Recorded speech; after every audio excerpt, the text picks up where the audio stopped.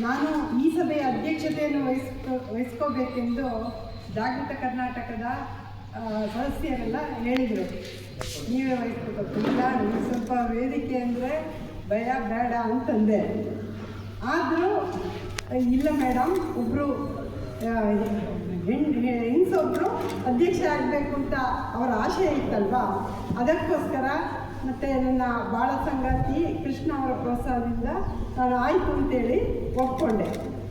ಇಲ್ಲಿ ಬಂದು ನೋಡಿದರೆ ನಾನು ಮತ್ತು ಚೇತನ ಪಾಪು ಚಿಗುರು ಅವರಿಬ್ಬರು ಬಿಟ್ಟರೆ ಯಾರು ಕೂಡ ಹೆಂಗಸರನ್ನು ಹೆಂಗಸಿಗೆ ಬರಲೇ ಇಲ್ಲ. ಈಗ ಬೇಸಾಯ ಅಂತ ಹೇಳಿದ್ರೆ ಏನು? ಪರಿಸರಕ್ಕೆ ಹತ್ತಿರವಾಗಿ ಒಂದು ಬದುಕುವಂತಹ ವಿಧಾನ ಅಂತ ನಾನು ಅಂದ್ಕೊಂಡಿದ್ದೇನೆ. ಕುಟುಂಬ ನಿರ್ವಹಣೆಗೆ ಯಾವತ್ತೂ ನನಗೆ ಬೇಸಾಯ ಅಗತ್ಯ ಇರಲಿಲ್ಲ. ಯಾಕೆ ಅಂತ ಹೇಳಿದರೆ, ಮೊದಲು ನನ್ನ ಅಪ್ಪನೂ ಸರ್ಕಾರಿ ಉದ್ಯೋಗಿಯಾಗಿದ್ದರು, ಬಾಳ ಸಂಗಾತಿ ಕೃಷ್ಣನು ಕೂಡ ಸರ್ಕಾರಿ ಉದ್ಯೋಗಿಯಾಗಿದ್ದರು. ನಾನು ಬೇಸಾಯವನ್ನು ಭಾಳ ಇಷ್ಟಪಟ್ಟು ಬಂದೆ. ನನಗೆ ಪರಿಸರಕ್ಕೆ ಹತ್ತಿರವಾಗಿ ಬದುಕಬೇಕು, ಇಲ್ಲಿ ಕ್ರಿಮಿಕೀಟಗಳು, ಪ್ರಾಣಿ ಪಕ್ಷಿಗಳು, ಗಿಡ ಮರಗಳು ಎಲ್ಲವನ್ನೂ ಅನುಭವಿಸಬೇಕು ನಾನು ಅಂತೇಳಿ ಬಹಳ ಪ್ರೀತಿಯಿಂದ ಬಂದೆ. ನಾನೊಬ್ಬಳೇ ಮಣ್ಣಲ್ಲಿ ಸೆರೆ ಮಾಡಿದೆ. ನನ್ನ ಬಾಳ ಸಂಗಾತಿ ಕೃಷ್ಣ ಅದನ್ನು ಕ್ಯಾಮರಾದಲ್ಲಿ ಸೆರೆ ಮಾಡಿ ಎಲ್ರಿಗೂ ಹಂಚಿಬಿಟ್ರು. ಆದರೆ ಇಲ್ಲಿಗೆ ಬಂದ ನಂತರ ನನಗೆ ಇಲ್ಲಿ ರೈತರ ಸಮಸ್ಯೆಗಳೇನು, ಇಲ್ಲಿ ಎಷ್ಟೊಂದು ಕಷ್ಟಪಡ್ತಿದ್ದಾರೆ ರೈತರು, ಎಷ್ಟು ದುಡ್ಡದಕ್ಕೆ ಬೆಳೆ ಸರಿಯಾಗಿ ಬರೋದಿಲ್ಲ, ಅತಿವೃಷ್ಟಿ ಅನಾವೃಷ್ಟಿ ಆದರೆ ಎಷ್ಟೊಂದು ಕಷ್ಟ, ಇದನ್ನೆಲ್ಲವನ್ನು ನಾನು ಕ್ರಮೇಣ ಕಲಿತಾ ಹೋದೆ. ಈಗ ನಮ್ಮ ದೇಶ ಹಳ್ಳಿಗಳ ದೇಶ, ಇಲ್ಲಿ ಹಳ್ಳಿಗಳೇ ಜಾಸ್ತಿ ಇರೋದು ಅಲ್ವಾ.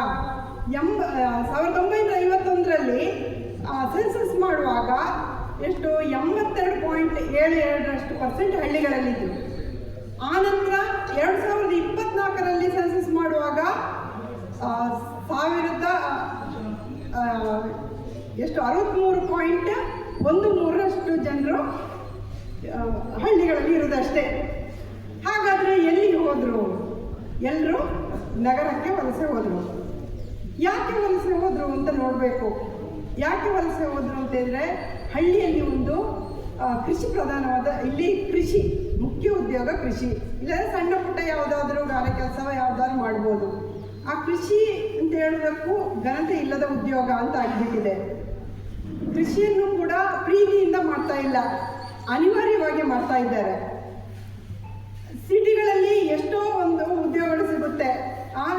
ಗಾರ್ಮೆಂಟ್ಸ್ಗಳಿದೆ, ಕಾರ್ಖಾನೆಗಳಿದೆ, ಅಂಗಡಿ ಮಟ್ಟುಗಳಿದೆ, ಸೆಕ್ಯೂರಿಟಿ ಕೆಲಸ ಯಾವುದು ಬೇಕಾದ್ರೂ ಮಾಡ್ಬೋದು, ಶಿಫ್ಟಲ್ಲಿ ಕೆಲಸ ಮಾಡ್ಬೋದು, ಓಟಿ ಮಾಡಿ ಸಂಪಾದನೆ ಮಾಡ್ಬೋದು ಅಂತ ಹೇಳುವಂತಹ ಮನಸ್ಸು ಜನರಿಗಿದೆ.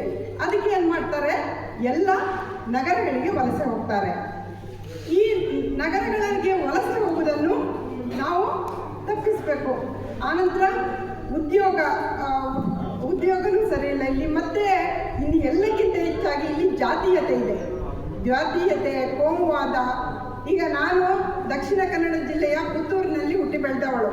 ಕೋಮುವಾದ ಹೇಗೆ ಅಲ್ಲಿ ನಾವು ಚಿಕ್ಕವರಿರುವಾಗ ಕೋಮು ಸಾಮರಸ್ಯದಿಂದ ಇದ್ದಂತಹ ಒಂದು ಜಿಲ್ಲೆ, ನಾನು ಬೆಳೆಯುತ್ತಾ ದೊಡ್ಡವಳಾಗಿ ಬಂದಾಗ ಹೆಂಗೆ ಅದು ಇಡೀ ವ್ಯಾಪಕವಾಗಿ ಹರಡಿತು. ಅಲ್ಲಿ ಜನರಿಗೆ ಬೇರೆ ಸಮಸ್ಯೆ ಬಗ್ಗೆ ಮಾತಾಡೋದೇ ಇಲ್ಲ, ಬರೀ ಅವರನ್ನು ಕಂಡ್ರೆ, ಅನ್ಯ ಧರ್ಮೀಯರನ್ನು ಕಂಡ್ರೆ ಆಗಲ್ಲ, ಒಬ್ಬರನ್ನೊಬ್ಬರು ಕಂಡ್ರೆ ಆಗಲ್ಲ ಅಂತ ಒಂದು ಕೋಮುದ್ವೇಷ ಹರಡಿದೆ. ಆ ಕೋಮುದ್ವೇಷ ಈಗ ಅದರ ಕಿಡಿಗಳು ಈಗ ನಮ್ಮ ಮಂಡ್ಯ ಜಿಲ್ಲೆಯೂ ಕೂಡ ಹರಡಿದೆ. ಅದು ಹರಡುವ ಮೊದಲೇ ನಾವು ಎಚ್ಚೆತ್ತುಕೊಳ್ಬೇಕು. ಆ ನಂತರ ಸಿಟಿಗಳಲ್ಲಿ ನೆಮ್ಮದಿಯಾಗಿರ್ಬೋದು ಅಂತ ಜನರು ಸಿಟಿಗಳಿಗೆ ಹೋಗ್ತಾರೆ. ಹಾಗಾದರೆ ಸಿಟಿಗಳಿಗೆ ಹೋಗದ ಹಾಗೆ ನಾವು ಏನು ಮಾಡ್ಬೋದು? ನಾನು ನನ್ನದೇ ಆದ ಕೆಲವು ಪರಿಹಾರವನ್ನು ನೋಡಿದ್ದೇನೆ. ಏನು ಅಂತ ಹೇಳಿದರೆ, ನಮ್ಮ ಕೃಷಿ ಸ್ವಾವಲಂಬಿತ ಕೃಷಿಯಲ್ಲಿ ನಾವು ಸ್ವಾವಲಂಬಿಗಳಾಗಬೇಕು. ನಾವು ಸ್ವಾವಲಂಬಿಗಳಲ್ಲ, ನಾವು ರಾಸಾಯನಿಕ ಕೃಷಿ ಮಾಡ್ತಿದ್ದೇವೆ. ಈ ರಾಸಾಯನಿಕ ಕೃಷಿ ಯಾವತ್ತೂ ಸ್ವಾವಲಂಬಿತವನ್ನು ಕಾಯುವುದಿಲ್ಲ.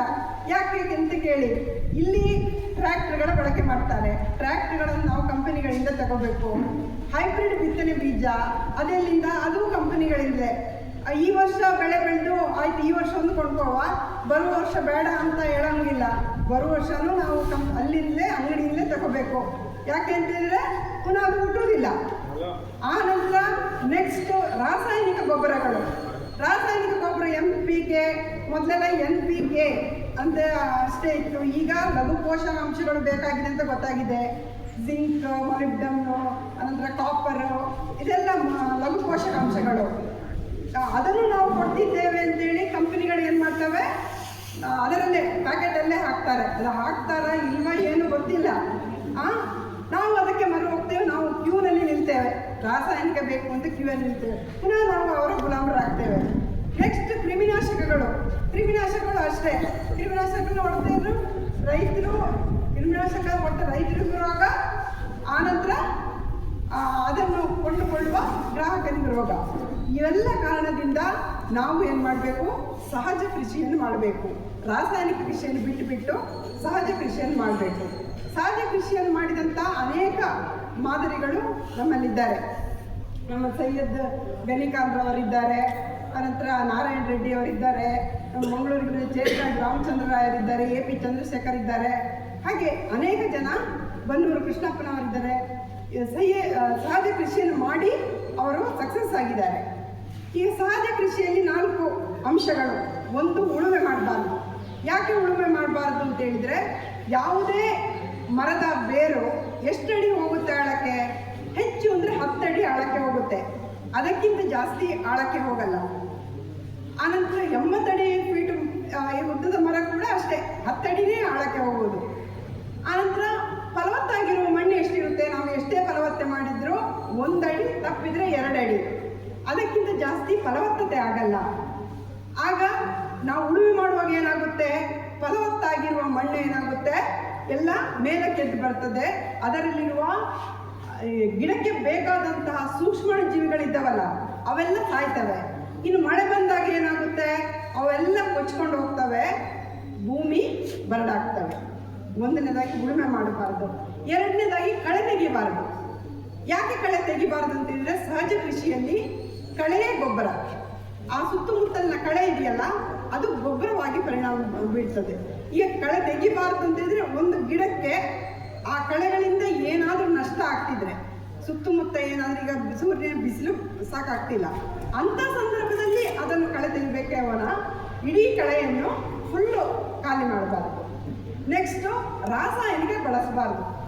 ರಾಸಾಯನಿಕ ಯಾಕೆ ಬಳಸಬಾರ್ದು ಅಂತ ಹೇಳಿದರೆ, ರಾಸಾಯನಿಕ ಏನು ಮಾಡ್ತದೆ, ರಾಸಾಯನಿಕಗಳನ್ನು ಬಳಸುವುದರಿಂದ ಮಣ್ಣು ಅಸಿಡಿಕ್ ಆಗುತ್ತೆ, ಆಮ್ಲೀಯ ಗುಣವನ್ನು ಪಡೆದುಕೊಳ್ಳುತ್ತೆ.